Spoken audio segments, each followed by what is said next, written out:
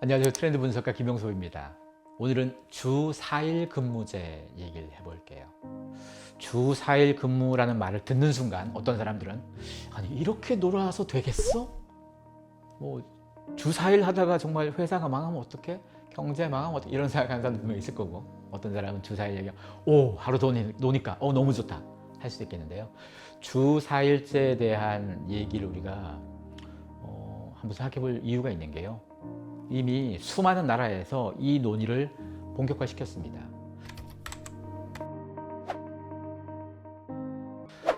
유럽에선 벨기에가 올 초에 주 4일제 근무제를 법적으로 이제 도입시켰어요.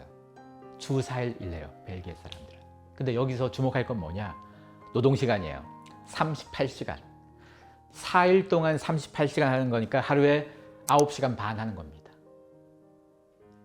우리가 보통 주 40시간이죠, 지금 한국이. 주 40시간이니까 2시간 줄인 거죠. 2시간 줄였는데 대신 나오는 날 좀 더 길게 하자는 거예요. 좀 더 길게 해서 나온 날 일 엄청 더 해놓고 그리고 하루 더 쉬자는 거예요.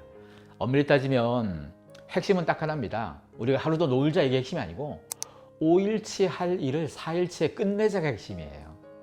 효율성을 높이는 게 주 4일의 관건인 건 거지, 놀게 해준다가 관건이 아닙니다, 사실은. 그리고 벨기에는 이 주 4일제가 포함된 이 노동법안에 어떤 내용까지 포함되냐면요, 퇴근 시간 이후에 상사가 지시하거나 이렇게 말 걸 때 답 안 할 수 있는, 단절할 수 있는 권리도 포함되어 있습니다. 그리고 전 세계적으로 보면요, 프랑스는 주 35시간 기준으로, 그러니까 주 4일인데 35시간이 되는 거고, 덴마크, 네덜란드, 스웨덴은 주 37시간, 그리고 노르웨이와 영국, 독일은 주 37.5시간. 그러니까 주 4일 근무 얘기하는 나라들이요, 우리가 지금 주 5일 하면서 40시간이니까 엄청 확 줄이는 것도 아니죠. 5시간에서 한 2시간 반 정도? 그리고 또 우리가 곰곰이 생각해보면 하루 종일 일할 때 집중을 좀 덜 하거나 아니면 중간중간에 좀 딴짓 좀 하거나 이렇게 해서 효율성이 좀 낮을 때도 있죠.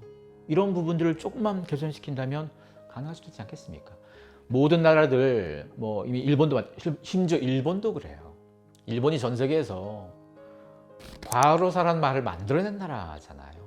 한국만큼이나 워커홀릭이 많던 그런 나라. 일본마저도 지금 주 4일제를 일본 집권 여당이 계속 추진하고 있고, 스페인도 그렇고 칠레도 그렇고, 그리고 미국은요, 캘리포니아 주에서 지금 의회에서 그 안건이 지금 나와 있는데요, 주 4일제 일하는데 주 4일 32시간, 주 5일 40시간을 주 4일 32시간이니까 말 그대로 그냥 하루치를 통으로 다 뺀 거예요, 캘리포니아 법안은.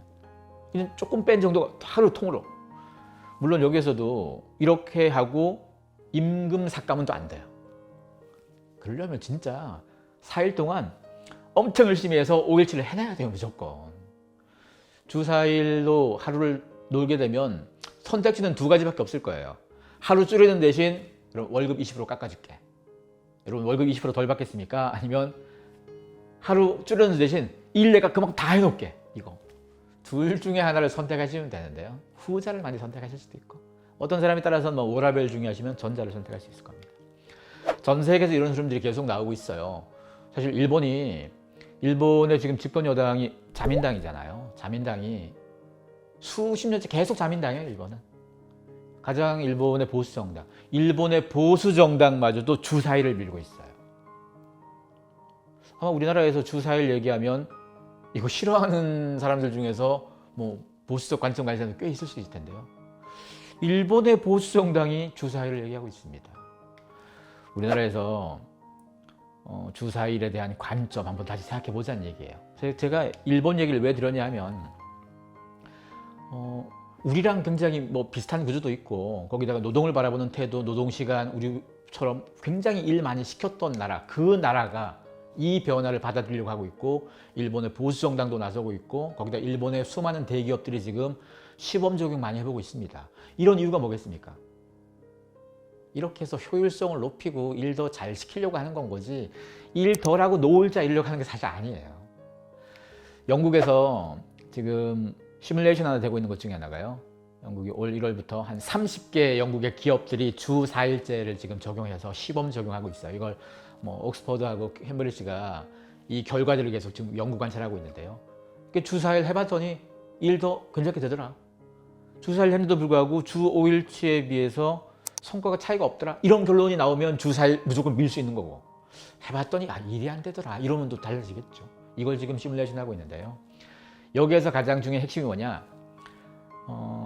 이거 180, 100 이게 뭔가 하면 임금은 100%다 받고 대신 시간은 80%로 조금 줄이고 대신 생산성은 100% 똑같이 하고, 그러니까 돈은 안 줄이는 대신 일은 똑같이 하라는 얘기예요.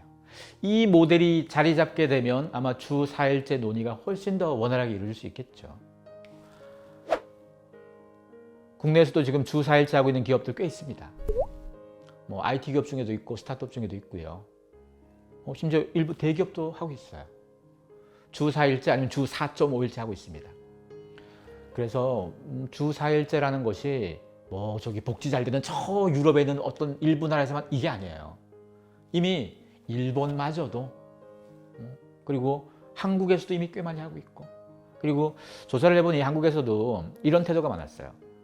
주 4일 근무에 대해서 호의적인 사람 사실 많아요. 찬성 좀 더 많습니다. 근데 여기에서 주 4일에서 임금이 줄어든다면 그러면 난 반대. 그렇죠. 우리가 주 4일을 하는데 전제 조건은 뭐냐? 임금은 안 줄이고 주 4일. 그러면 아니 돈을 안 줄였으니까 우리가 하루 더 노는데 돈은 안 줄었어요. 그러면 줄 게 있죠. 일을 더 해줘야 돼요. 일은 5일치만큼 해줘야 되는 거죠. 그게 공평한 거죠. 일은 덜 하면서 돈은 더 받고 이건 안 되죠. 그래서 분명히 향후에 주 4일 근무에 대해선 모든 나라에서 그 룰이 하나 정해질 겁니다. 어떤 사람은 나는 일 하루 덜 하는 대신 돈도 덜 받아도 되고 대신 그렇게 빡빡하게 일 안 할 거야. 이런 사람도 있을 거고 분명히. 이 두 부류를 아마 나눠져서 제도가 좀 적용될 수도 있을 겁니다. 우리나라에서 주 5일 근무할 때 주 5일 근무제가 2004년 7월에 처음 시행된 거니까 18년 전이죠. 18년 전에 이거 한다고 그랬을 때 나라 망한다고 난리 났었거든요. 사실 나라는 안 망했죠. 주 4일 근무 적용하고 나서 우리나라 경제 꽤 괜찮았어요. 지금까지 계속 성장 잘하고 있고요. 우리가 보통 관점이 그런 거예요. 주 4일, 그러니까 주 5일 근무하기 전까지는 기본적으로 토요일 다 나갔잖아요. 주 5.5일이었죠 다. 어떤 사람은 6일까지도 일했을 거고. 그걸 당연시 여기는 사람들한테 하루를 놀게 한다? 굉장히 큰, 어떤 사람들한테는 하루를 우리 직원 일 더 못 시키니까 손해라고 생각했던 사람도 있었죠. 근데 주 5일로 넘어오게 된 가장 큰 배경 중에 하나가 결국은 효율성, 생산성 문제입니다. 우리가 전 세계적으로 노동시간 길기로 유명한데 효율성과 생산성이 좀 낮기로 또 유명하잖아요. 이 문제 바꿔야 되는 거죠. 이거 만약에 공부하는 학생으로 치자면 책상에는 오랫동안 앉아있는데 공부는 못한다 이런 느낌이니까 책상에 조금 덜 앉아있고 공부 더 잘하는 이게 더 낫지 않겠습니까? 이렇게 주 5일도 한 18년 정도 적용해 봤으니 이제 주 4일에 대한 부분도 지금 논의하는 부분들이 뭐 아주 시기가 빠르다, 이르다 이건 또 아닐 수도 있어요. 사람에 따라서는 이 논의가 뭐 이르다 이렇게 생각하는 사람이 있을 텐데 지금 이걸 잘 보세요. 리처드 닉슨 다 아는 사람이죠. 이분이 1956년이에요. 2016년에 1956년에 주 5일제는 그리 멀지 않은 미래다. 그리고 지미 카터 대통령은 77년에 에너지 절약을 위해서라도 기업이 주 4일제 해야 된다. 70년대 오일 쇼크 때문에 에너지 문제가 컸었죠. 근데 이건 지금도 마찬가지예요. 지금도 우리가 에너지 소비를 줄이면 탄소 배출을 줄이는 최선의 방법은 에너지 소비를 줄이는 거예요. 에너지 소비를 줄이는 가장 좋은 방법은 물리적인 현실 세계에서 활동을 줄이는 거예요. 즉 원격 근무 많이 하면 돼요. 원격 근무 많이 하고 사무실에 하루 좀 덜 나간다면 아무래도 에너지 절감도 되겠죠. 그리고 주 4일제는 이미 현실이 됐다. 1978년 얘기입니다. 사실 이 논의가 2022년에 한국에서 논의하자는데 빠르다고 얘기한 사람은 자본주의의 최전선에 있는 나라잖아요. 전 세계에서 자본가와 자본주의를 가장 우대하고 성장시키는 나라에서 이미 50년대부터 70년대까지 주 4일 근무제 얘기가 벌써 나왔었습니다. 우리가 지금 논의해도 그렇게 이르다고 생각해도 됩니다. 주 4일 근무에 대해서 장단점을 이렇게도 얘기하더라고요. 파이낸셜 타임즈 같은 경우는 그러니까 기후위기를 막는 방안. 제가 좀 전에 얘기한 거 있잖아요. 사무실 덜 나오고 우리가 원격 많이 하고 이러면 물리적인 에너지 소비가 주는 것 자체가 우리가 회사 있으면 회사에서 전기 뭐 해야 되는 거니까 이런 부분들이 기후위기 대응이라는 측면하고 메타버스라는 측면하고 원격 근무라는 측면하고 주 4일 근무가 결합 다 되면 이것도 한번 굉장히 흥미로운 하나의 라인업이 되는 거예요. 그냥 각각의 별개가 아닌 거예요, 사실은. 자, 거기다가 대신 모든 제도가 장점만 있지는 않죠. 소속감 뭐 이런 건 좀 떨어지겠죠. 이런 부분 어떻게 극복할 건가? 이것도 앞으로 숙제가 되겠죠. 분명한 건 주 4일 근무 가야 될 방향 맞습니다. 그렇게 갈 거예요, 분명히. 그리고 원격 근무도 사실 가야 될 방향 맞죠. 원격 근무이자 주 4일 근무가 앞으로 계속 중요한 화두로 제기가 될 겁니다. 뭐 모든 노동 현장에서. 그래서 이런 부분에 대해서 우리가 지금부터라도 좀 고민할 필요가 있어요. 왜냐? 이게 회사에서 뭐 일하고 4일하고 이 문제가 아니에요. 주 5일 근무제가 되고 난 다음에 우리나라의 레저를 비롯해서 관광 산업이 어마어마한 기회를 맞았죠. 콘텐츠 산업, 영화 산업도 마찬가지고. 주 4일을 맞이했을 때 누가 수혜를 볼 거냐. 그리고 기업에서 일하는 방식 변화가 기업만이 아니고 사람들이 갖고 있는 다양한 관점과 연결되는 거라서요. 여기에서도 많은 기회가 나오니까 계속 주목해 봐야 됩니다.